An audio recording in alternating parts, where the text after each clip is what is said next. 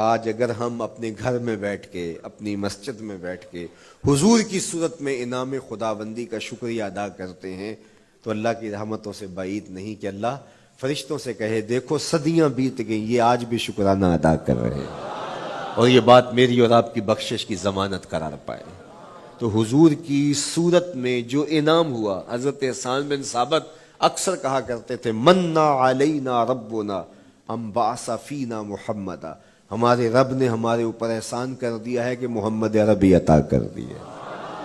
ساری زندگی سجدے میں سر رکھ کے شکر ادا کرتے رہیں، حق شکر پھر بھی ادا نہ ہو۔ ساری زندگی ان کے گیت گائیں۔ میں ایک رات کے میلاد کا صرف قائل نہیں ہوں کہ ایک رات میلاد کر لو اور پورا سال چھٹی، ساری زندگی حضور کا نام جپو، ساری زندگی حضور پہ درود پڑھو، لمحہ لمحہ حضور کے ذکر کا چراغاں کرو۔ صرف اپنے گھروں اور اپنے بازاروں میں جھنڈیاں ہی نہ لگاؤ بلکہ دل کے ایک ایک پرت پہ نام محمد کی جھنڈی لگاؤ۔ صرف منڈیروں پہ چراغاں ہی نہ کرو بلکہ دل کی اندھیر گلیوں میں بھی حضور کے نام کا چراغاں کرو، حضور پہ درود پڑھو، حضور کا ذکر کرو، اپنے بچوں کو بٹھا کر کے حضور کے قصیدے سناؤ، حضور کی شانیں سناؤ، حضور کی سیرت بتاؤ انہیں۔ اپنے گھر کے ماحول کے اندر، اپنی مسجد میں، اپنی گلی میں، اپنے دوستوں میں حضور کا ذکر کرو۔ دوستوں آپس میں بیٹھو تو کہو یار اللہ کا کتنا کرم ہو گیا کہ اللہ نے ہمیں حضور عطا کر دیا۔ دوستوں میں بیٹھے جب یوں بات کرو گے تو اللہ کی رحمتیں کس قدر تمہارے اوپر برسیں گی۔ اپنی عقیدتوں کا اظہار کرو، وہاں کمیت نہیں دیکھی جاتی، وہاں کیفیت دیکھی جاتی ہے، وہاں مقدار نہیں دیکھی جاتی، وہاں معیار دیکھا جاتا ہے۔ وہ چہرہ اور چہرے کا تل نہیں دیکھتے، وہ بندے کا دل دیکھتے ہیں، وہ دیکھتے ہیں کون کس خلوص کے ساتھ محبت لے کر کے آیا ہے۔ یار چہرہ تو چمکدار تھا، اسی لیے ابو لہب کہتے ہیں نا شعلے کی طرح چمکتا ہوا، لیکن جہنم کا ایندھن بنا۔ اور کالے رنگ والا، ہونٹ موٹے ہیں، لیکن کعبے کی چھت میں کھڑا اذان دے رہا ہے۔ تو عقیدتوں کے رنگ اور محبتوں کے رنگ حضور علیہ السلام کے ساتھ جب کوئی پیش کرتا ہے تو رائے گانی جاتی۔ یہ وفاداروں کا در ہے، یہاں بے وفائی کا تصور ہی نہیں ہے۔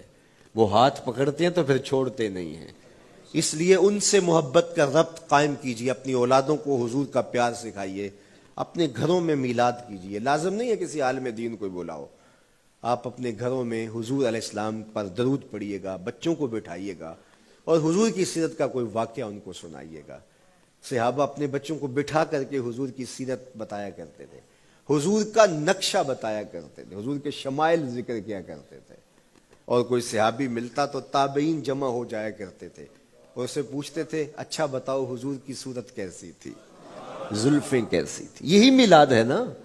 میلاد میں حضور کے فضائل کا ذکر ہوتا ہے، شمائل کا ذکر ہوتا ہے، خصائل کا ذکر ہوتا ہے۔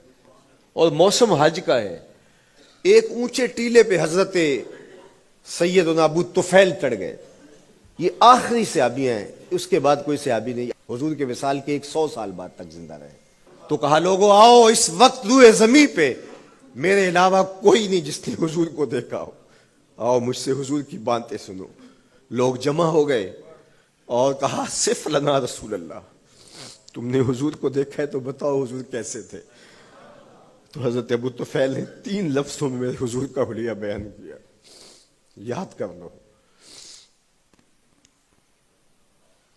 حضرت ابو طفیل نے کہا کان رسول اللہ صلی اللہ علیہ وسلم ابیض ملیحا مقصدا، ایک تو چٹے رنگ کے تھے، ایک تو حضور کا رنگ گورا تھا، دوسری بات ملیحا حضور کا حسن نمکین تھا، اور تیسرا مقصدا حضور متوازن تھے، نہ قد لمبا نہ قد پست، سوا صدر والبطن، سینہ اور پیٹ برابر، لیسا بالطویل الممغط ولا بالکثیر المتردد، نہ پست کے عجیب دکھائی دیں نہ اتنے لمبے کے عجیب لگیں بلکہ درمیانہ قد، لیکن اذا جامع القوم غامرہم، سن لو حضور کا قد تو درمیانہ تھا لیکن جب لوگوں کے درمیان چلتے حضور کے کندھے لوگوں کے سروں سے اونچے دکھائی دیتے۔ یہ اللہ نے شان دی اپنے محبوب کو۔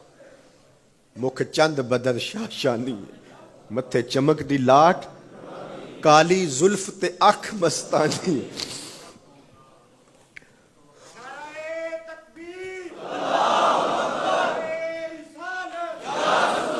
کالی زلف تے اکھ مستانی ہے، مخمور رکھی ہن مد بھریاں۔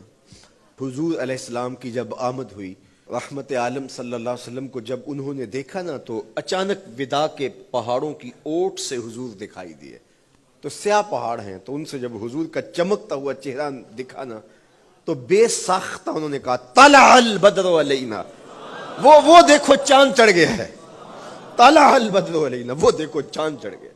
مورخ اسلام حفیظ جالندری نقشہ کھینچتے جنوبی سمت سے اٹھا ایک نوری غبار آخر، جنوبی سمت سے اٹھا ایک نوری غبار آخر، سواد شہر میں داخل ہوا ناکا سوار آخر، زباں پر اشرق البدر علینا کی صدائیں تھیں، دلوں میں ما دعا للہ دائی کی دعائیں تھیں، نبوت کی سواری جس طرف سے ہو کے جاتی تھی، درود و نعت کے نغمات کی آواز آتی تھی، کہیں معصوم ننھی بچیاں تھیں دف بجاتی تھی، رسول پاک کی جانب اشارے کر کے گاتی تھی، اور کہتی کیا تھی؟